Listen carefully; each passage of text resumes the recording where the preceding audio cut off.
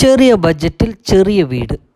ഇത് വരുന്നത് ചൊണ്ടങ്ങാപ്പൊയിൽ മെയിൻ റോഡിൽ നിന്നും വെറും 100 മീറ്റർ മാറിയാണ് ഈ കാണുന്ന 6.5 സെൻറ്റ് സ്ഥലവും 4 ബെഡ്റൂമോട് കൂടിയുള്ള ഒരു ചെറിയ വീടാണ് ഇന്ന് വിൽപ്പനയ്ക്ക് വന്നിട്ടുള്ളത്.